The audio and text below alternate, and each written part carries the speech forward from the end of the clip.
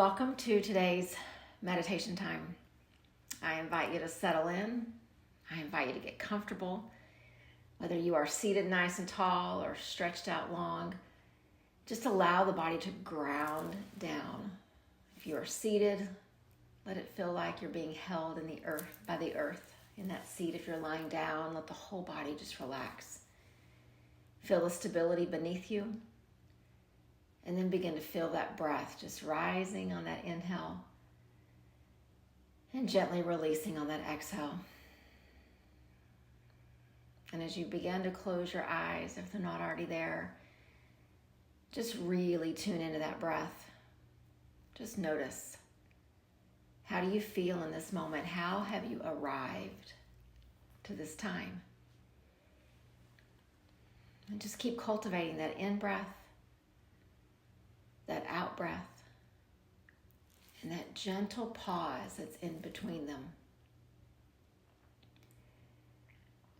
And as you begin to settle just a bit more, just kind of marvel. I do this every time. I just marvel at once the eyes close, once my attention is focused on my breath, it just amazes me how quickly things shift. The distractions become fewer. The restlessness within me becomes less. And it's like I can glimpse this present moment. And then with each breath, it becomes a little clearer. And so my hope is that that is your experience each time that you show up.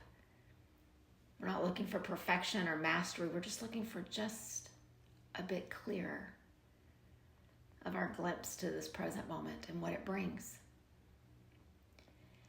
And as we've been sitting these last several times with just the challenges of just this living in the 21st century, this experience that we all go through, the health challenges and the family challenges and the work challenges and the big terrible things and the small inconvenient ones.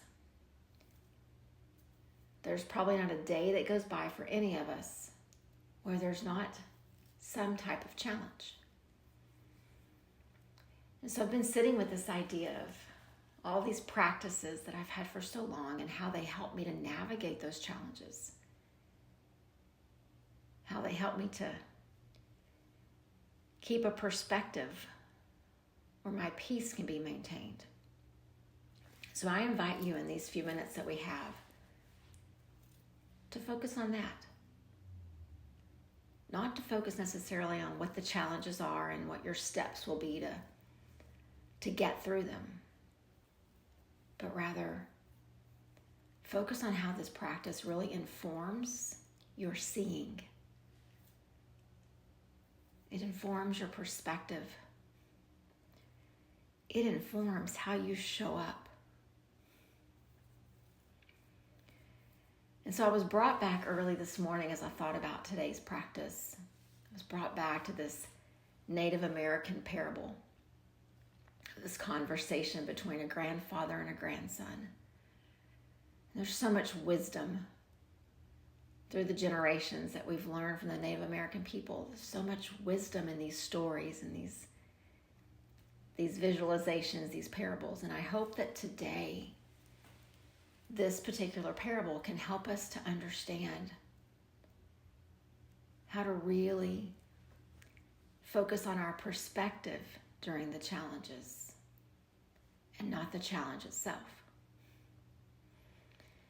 And so there's this question from this grandson to his grandfather about the voices that he listens to, the counsel that he seeks. How does he know how to act, and how does he know what to decide as he's faced with things in his young life? And the grandfather begins to tell him about this presence of two wolves inside of each of us. And so I would just invite you just to picture this beautiful image of this animal, this creature who we see at night, walking along, hunting, taking care of his pack and his family. Just see this wolf. But the grandfather says there are different types of wolves. And while it is this beautiful, majestic creature, there's traits and characteristics about each of them. And we all possess both sides. He says there is a wolf within us who is kind and compassionate and filled with joy and peace and humility, who practices benevolence, who sees others and their needs and helps. And then the grandfather says, but there's another wolf inside all of us. None of us are immune, and it's that wolf that is unkind and harmful and selfish. It hangs on to anger and resentment. It's jealous and greedy. And as he describes these two wolves, even way back in the day when this conversation was happening, as much as today, all of these are traits that each of us can identify with. There have been points in all of our lives where we felt these things begin to bubble up, the benevolence and the anger, the humility and the jealousy, the kindness and the resentment. And chances are, as those feelings begin to bubble up, they're oftentimes connected to a situation. They're oftentimes connected to these challenges that we experience in this life that we're living. And so the grandfather's telling the story, and he's watching his grandson's face, and it just has confusion. And he's like, but how do I know which wolf is going to win? Which wolf is going to tell me what to do and how to act? How do I know which voice is going to be the one that I'm going to listen to? And in his wisdom, as many of us have heard the story before, the grandfather just smiles and he says, the one that will speak the loudest, the one that will guide your decisions, the one that will be the way you navigate through this world is the wolf that you feed. And as we know from a logical perspective, when something is not fed, eventually it dies away. So I would ask us today, whether it's a challenge that you're going through right now or one that you'll encounter tomorrow or in the days to come, which wolf are you going to feed? Are you going to let that challenge cause you to become angry and resentful and bitter and hard? Are you going to feed those emotions by constantly thinking on them? By letting the anger fuel the anger? By letting the selfishness cloud your judgment? Or are you, just like you're doing here in this practice, going to feed the wolf that is kind and compassionate and humble and benevolent? We have a choice. We don't have a choice about whether or not challenges are going to come. That's a foregone conclusion. They are going to come. But just as that young grandson was told, we have these voices, these internal narratives that we have every day. Which one do we feed? Which one do we leave alone and just let it go? Because what his message is telling us is that we can't hope to be kind and compassionate and humble in the way we show up in our world if we're constantly thinking about how angry we are. If we're constantly remembering the things that cause resentment. for constantly reminding people of their faults and the way that they've hurt us. But the same way that I asked you to just marvel at this present moment as you breathe in and you feel it, I would invite us all just to marvel at the idea that we have this choice. Two wolves exist within us. Two wolves are fighting for our attention. Two wolves are fighting for our focus and our energy. Which one gets it? Just like the grandfather said, which one do we feed?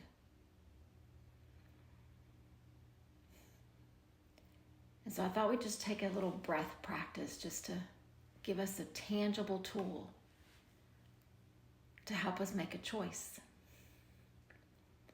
Because if we'll leave the other one alone, eventually he'll wither away. There'll be no nourishment, no attention, no energy given. His voice will get quieter and quieter and quieter. So whether you are seated or lying down, I would invite you just to stretch out. So seated, sit up a little taller. Feel the length of your spine. Lying down, just stretch out and feel that length from head to toe. And then just begin to take a couple just long, deep breaths. Just fill yourself up on that inhale. And fully release on that exhale. And breathing in. And breathing out. And we're going to stay with these long, full, deep breaths. And there's so many ways in our meditation practice to use our breath. But today, we're going to use this inhale as the nourishment. With each breath in, I'm going to say the trait of that wolf that we want to listen to, of that wolf that we want to pay attention to, give our focus and our energy to, the wolf that we want to nourish. And there's nothing more nourishing. There are no vegetables, there's no protein, there's nothing as nourishing as that inhale. It is the life-giving force that is available to us every present moment. So let's nourish the wolf that will help us navigate these challenges of life in a way that allows us to show up as the best versions of ourselves. So a slow, full, deep breath in, representing kindness. And then breathe out. And a slow, deep breath in, representing humility. And a gentle breath out. And a slow breath in, representing compassion. And a gentle breath out. And a slow breath in, representing patience. And a gentle breath out. And a slow breath in, representing calm. And a gentle breath out. And a slow breath in, representing tolerance. And a gentle breath out. And then one more, a slow breath in, representing joy. And a slow breath out. And then I would invite you just to sit with me. And maybe there was a word that just kind of stuck in your head and resonated. Maybe there are many words. Maybe you have your own. But feel the nourishment of that inhale. In Sanskrit, when we translate the breath into English, we call it the life-giving force. Feel the nourishment of it. Let it represent the kindness, the benevolence, the humility, the gratitude, the patience, the joy. Whichever word or words resonate with you the most, just say them out loud, say them in your head, see them. And imagine that you are nourishing and feeding that voice within you.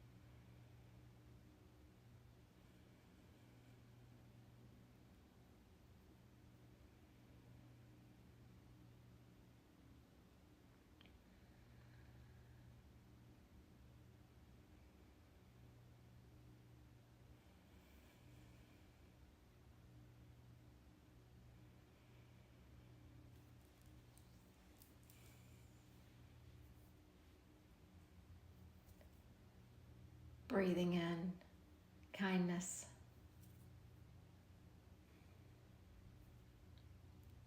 Breathing in humility.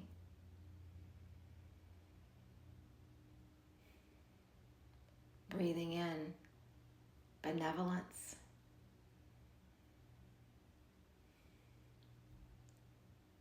Breathing in patience.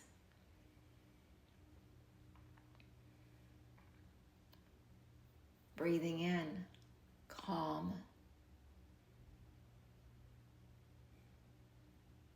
And breathing in joy.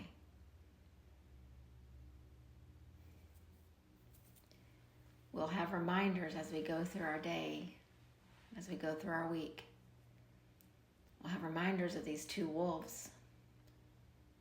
We'll have reminders of the choice of where does our energy go? Which one will we nourish?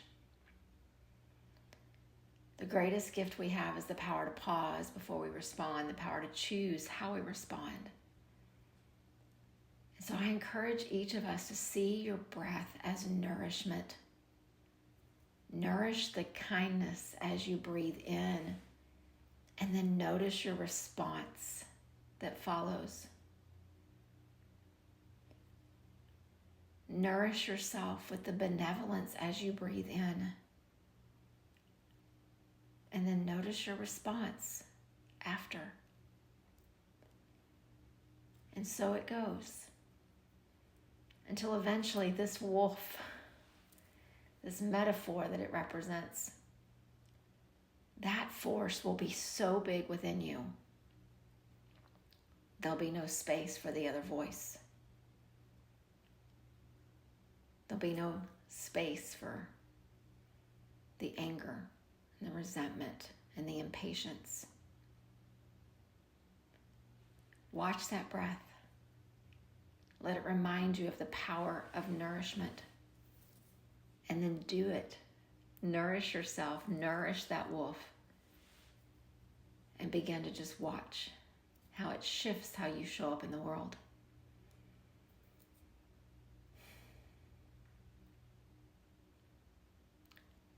Remembering all the while, the one that we listen to is the one that we feed. Namaste.